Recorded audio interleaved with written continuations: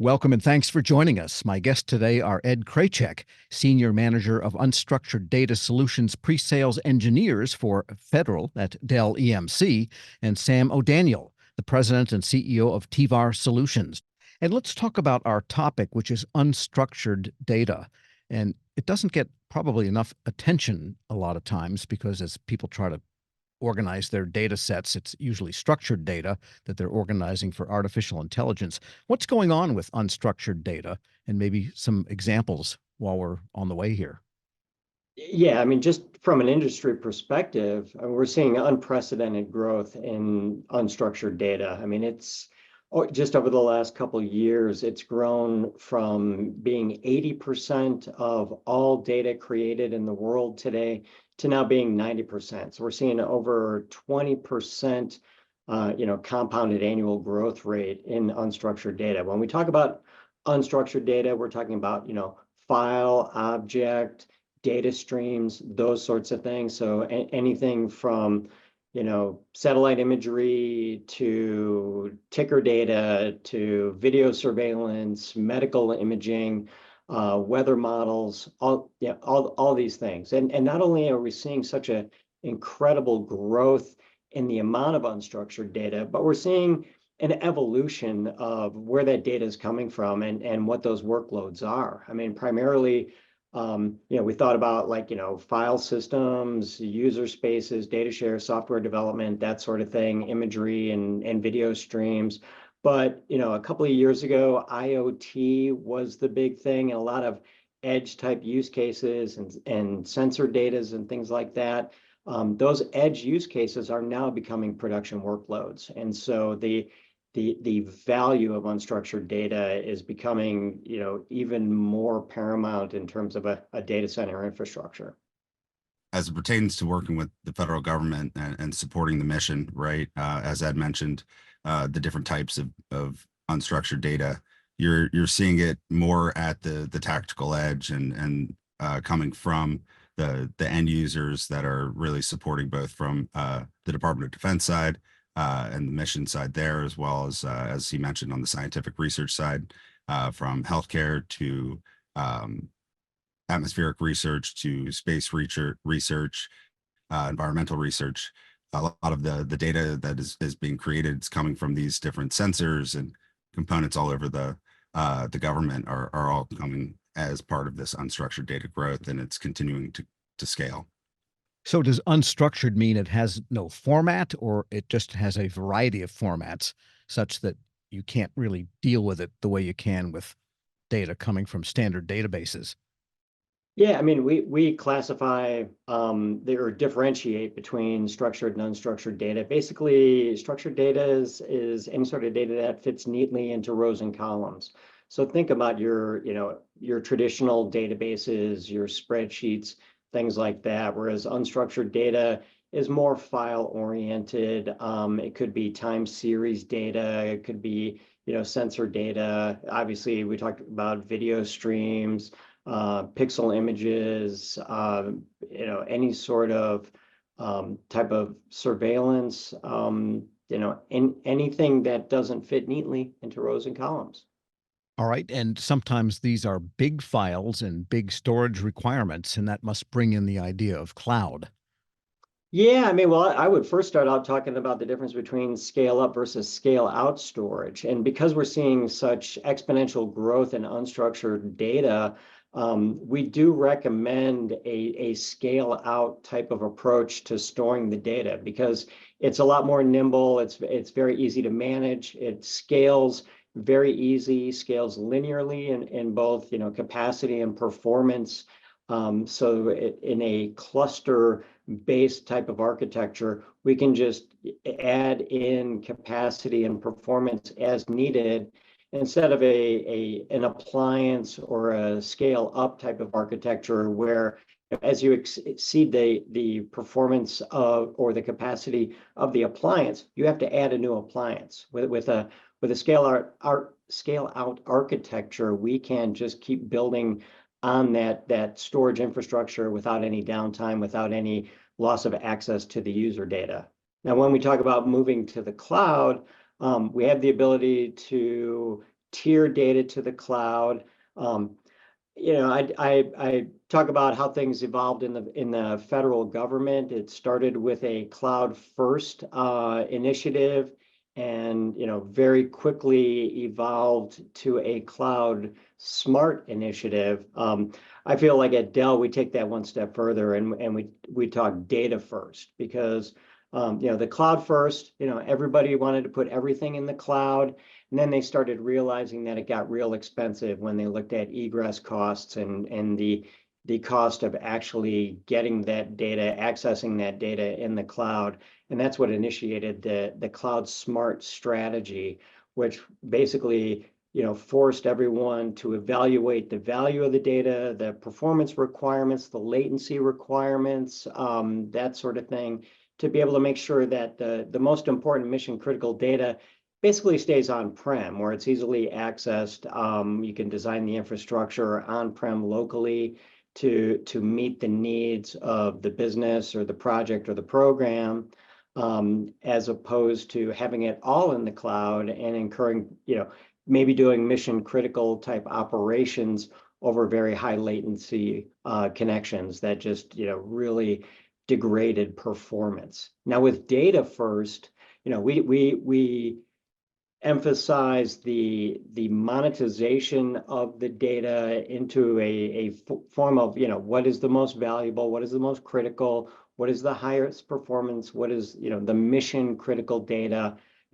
We evaluate, the value and needs of the business based on the data, and make sure that, the most important data, the most valuable data is on-prem, is easily accessed, easily shared, among different projects and agencies, what have you, so that we can ensure that the needs of the business, whether it's at the edge, whether it's in the data center, whether it's in the cloud, it's all being accessed, at the right time, at the right cost. Yeah, and to add to that, as Ed mentioned, right, the ability to create a true hyper cloud strategy is very important when it comes to data. Just being able to ensure that the users have that direct access locally, especially on the research side, right? Being able to have quick, high performance access. Working with Dell, we've been able to support many different projects for our customers that have actually adopted originally a cloud first strategy, and quickly realized that it was not cost effective, essentially blowing through budgets that were supposed to last a few years in a few months, and quickly realized they need to repatriate all that data back into their own data center, and were able to do so at a much more cost effective manner, and have been able to also provide better support and better performance to their customers and end users, researchers, and so forth. Yes, because unstructured data, especially video, you're talking large volumes, not just many, many files, but also big files. And so putting those in the cloud and then pulling them down, say, for AI training, which we'll get into, that gets really expensive, in other words. And resolution continues to increase, so those files just get bigger and bigger. So. All right. Well, let's talk about AI. That's the topic of the moment here in the federal market. And of course, AI algorithms don't do anything until there's data to train them. And in the area of training, especially large language models, how do you use unstructured data? What are some ways that you can make sure that it has value for you in the generative AI era? Yeah, generative AI development is really kind of a continuum. I feel like it's more of an iterative process. I mean, there's the data scientists that need to acquire the data, tune the data, massage the data to be able to create the appropriate samples to actually train the large language models.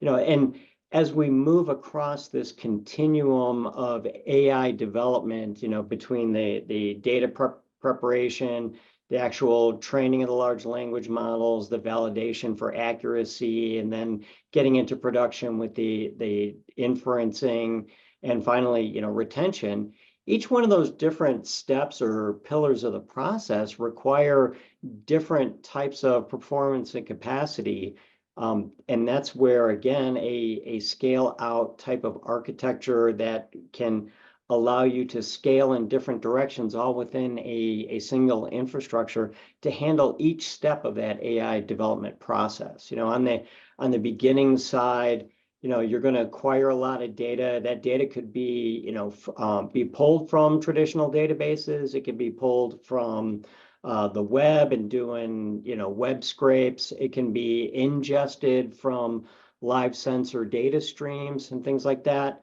So all that data, it needs to be packaged up in such a way that it can be put into that large language model. So you have to consider, the performance maybe of ingest. If it's going to be a data stream, you may need all flash storage to be able to keep up with the ingest. You may need, some very high capacity storage. If you're, our large language models are being trained with sample sizes in the billions, the tens of billions and things to try to ensure the most accurate large language model we can have. That training process is very compute intensive.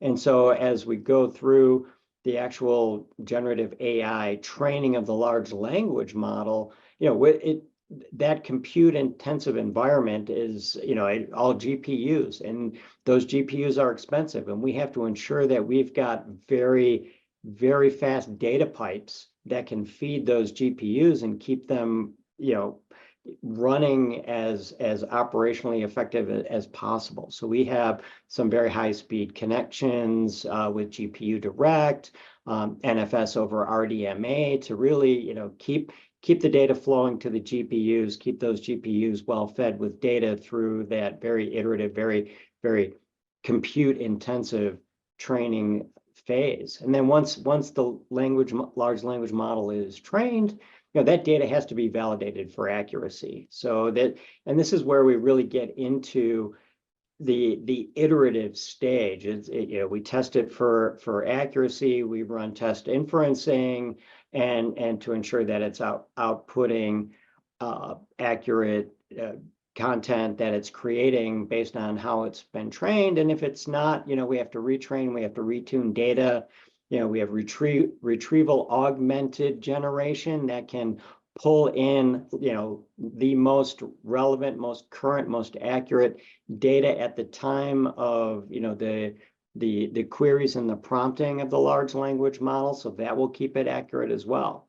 So once we've got the large language model validated, now we move it into production and production inferencing, and that can, be I would say a lower tier of performance and capacity, but it's got to be able to keep up with the throughput, depending on how transactional that large language model is. Is it being used as a support mechanism where, customers or users are going to come in and issue prompts based on trying to get some sort of support? That could be very, very transactional and require a lot of, exceptional performance and throughput. Whereas, other things that may generate video streams or imagery or, audio or text may not be as transactional in real time. It may not have the same performance requirements.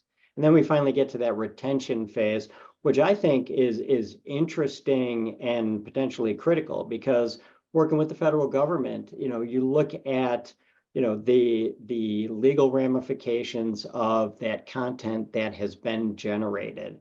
Is it, who's the ownership of the generated content? Because generative AI at its core is generating net new content and data.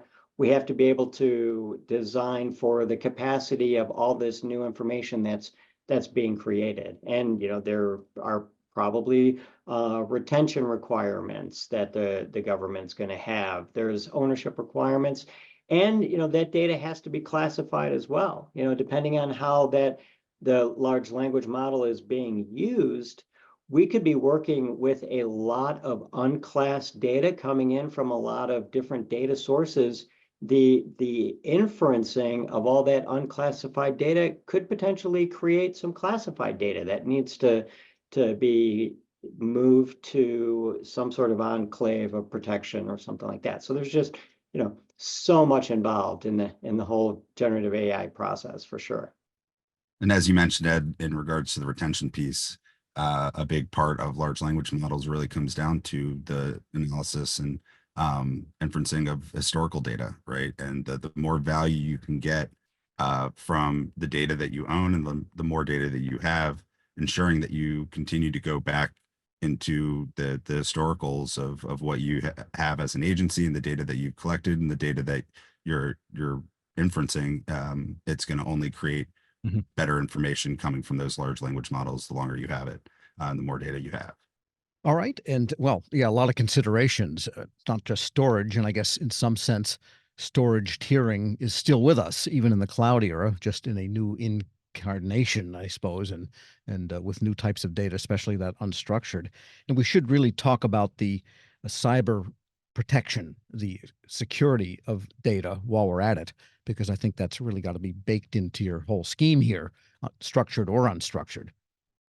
Yep, absolutely. I mean, protecting the data is at the core of any, infrastructure, and we're going to protect that data at all levels. The traditional protection of the storage infrastructure always dealt with, the network and perimeter attacks and things like that. Now we live in a Snowden era where we have to protect against, insider threats and things like that. So there are algorithms out there that are constantly assessing data access trends, data, day-to-day access activities, looking for potential ransomware attacks, insider threats, looking for operations that, could be interpreted as a ransomware attack or an insider threat, whether it's like a mass delete, a mass copy, a mass encryption,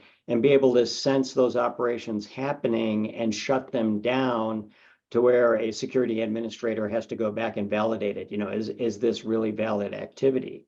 The next step to that would be creating a cyber vault where you actually are air gapping your most mission critical data locally in the same data center. When we look at a cyber vault, we typically don't, it's very different from disaster recovery, where you would have something geographically miles away as a disaster recovery mechanism. When we talk about a cyber vault, we typically recommend that cyber vault be in the same data center, because you want that to be over the lowest latency connection possible, because you don't want to be able to open that link for long periods of time that could potentially make it susceptible to a bad actor attack. And the sensing of the intrusions into the system, as we all know, it's like those bad actors are getting in and in your systems for months and months before they're even detected. So another key thing with a cyber vault is we need to make sure that when we do the incremental syncs, they take the least amount of time as possible, so that connection is open for as little as possible. It's recommended that synchronization in those connections be randomized, not on a regular schedule. So somebody that's been in your system for a month or two can start to develop, recognize the patterns of when the synchronizations occur and things like that. And we also recommend, very detailed cyber vault software that will do things like delete the physical connections when the synchronizations are not taking place. So creating a air gap solution where, even though we're still physically connected with wires and light and things like that, we can use firewalls. We can have software delete the Ethernet connections. We can have light blockers that will block light from going through the fiber optic connections. So there's a lot of ways to really create and protect using cyber vault technology. And then on top of that too, you have, as Ed mentioned, different ways of protecting the data and seeing when people are coming into the network and accessing the network. But just simple things like encryption and ensuring that you have a good encryption strategy, both from a network perspective and a data perspective. It allows for bad actors to have a much more difficult time trying to access whatever they might be trying to access, whether it's for malicious use or not. You want to ensure that encryption is also part of that strategy. And as Ed also mentioned in disaster recovery, the actual backing up of the data is just critically important, right? There's always ways for people to accidentally delete a file, delete a folder, and that data could be gone. So ensuring you have an effective backup strategy to be able to recover that data and ensure that it's not lost in any way, shape, or form is another example of ensuring that you protect that data. All right. So, for anyone that touches data or uses it organizationally, you've given them a lot to think about. So, I want to thank today's guests. Sam O'Daniel is the president and CEO of TVAR Solutions, Ed Kraychek, manager of unstructured data solution pre-sales engineers for Federal at Dell EMC. I'm Federal Drive host Tom Temin. You're listening to Federal News Network. Let's go back to the studio now for more on the industry exchange, data.